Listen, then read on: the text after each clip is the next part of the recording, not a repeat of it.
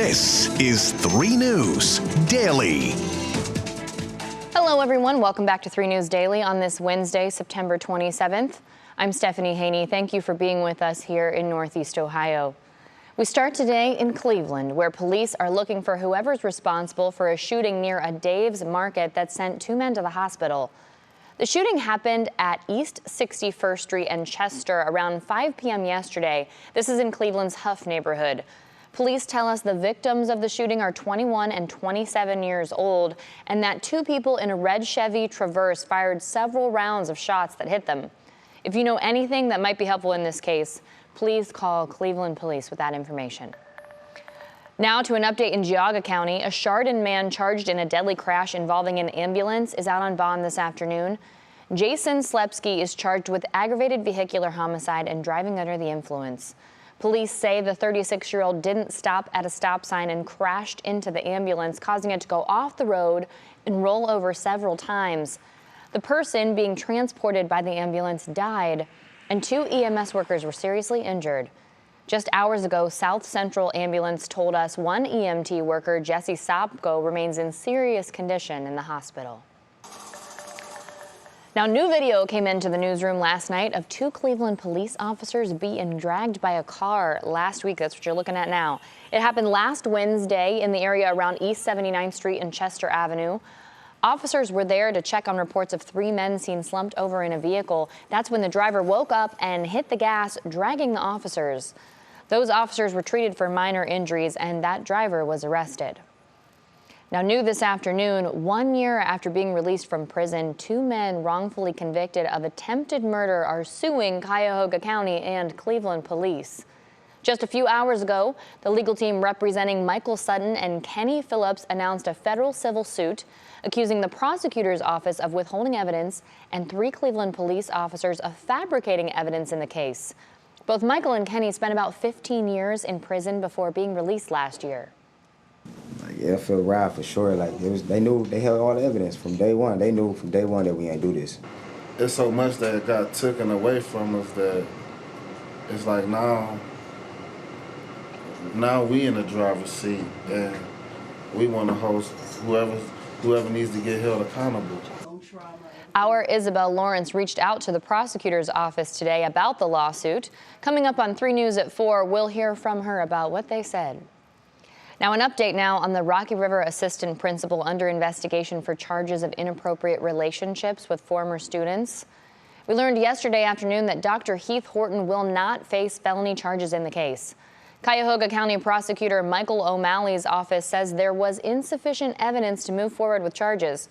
Documents released by the city of Rocky River claimed the intermediate school principal texted 17 people ranging in age from 17 to 23 about sex and alcohol. Now today, the Ohio State Highway Patrol released new arrest numbers after another 2-day violent crime reduction initiative in Cleveland. This time, the operation focused on Cleveland's 3rd and 5th districts.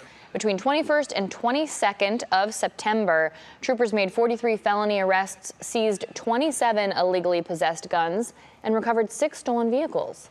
Just this afternoon, the Highway Patrol released this new aerial video showing a trooper pursuing a teen in a stolen SUV. Officials say they also seized a large amount of drugs, including cocaine, heroin, and fentanyl. Now, right now, the writer's strike may be coming to an end, but actors are still striking, and that means major movies set to film here in Cleveland are still on pause. Those movies include Disney's car chase action film Stick Shift and part of Marvel's Blade. Cleveland casting director Lillian Piles explains how this strike is affecting more than just movie actors and producers. It's really a shock to the system. It's a killer for the industry. And it not only affects actors and actresses and writers and directors, it affects businesses. It affects the hotels, it affects the restaurants, the car rental. It affects so many other industries by this strike. The Greater Cleveland Film Commission estimates TV and film production in Ohio has generated an economic impact of $1.2 billion since 2009. So to have that put on pause is obviously a major blow to our region. Now, one thing that is not on pause is live productions, like the kinds of things you see at Playhouse Square. And in just over 24 hours, Playhouse Square will unveil new marquees with help from a special guest. Singer Andy Grammer is the big name helping the theater district with their big debut tomorrow night. The event is called Marquee Moments, and it's free to attend.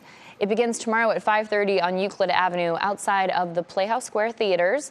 3 News will be there live during our Thursday newscast from 4 to 6 p.m.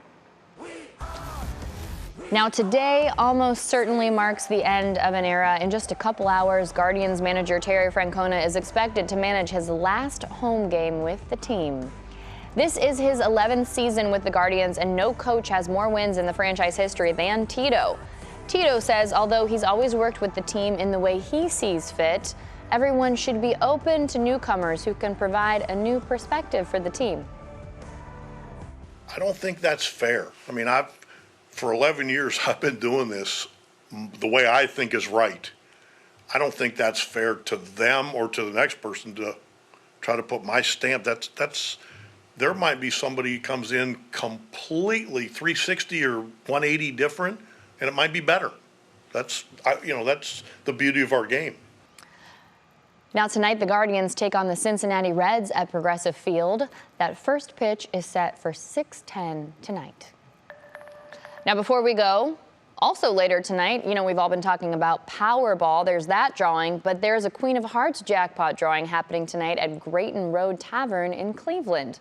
The top prize is over $1.6 million. The last card drawn on September 13th was a joker, so that meant the jackpot rolled over into the next round, which is why it's gotten so big right now. This Queen of Hearts stuff is a real enigma in this area. People are very into it, so that's where you can head if you want a chance to win that jackpot. All right, thank you very much for being with us for today's edition of 3 News Daily. Wherever you're watching or listening, we appreciate you. Thanks for being with us, and we will see you tomorrow with more of what matters most to you here in Northeast Ohio.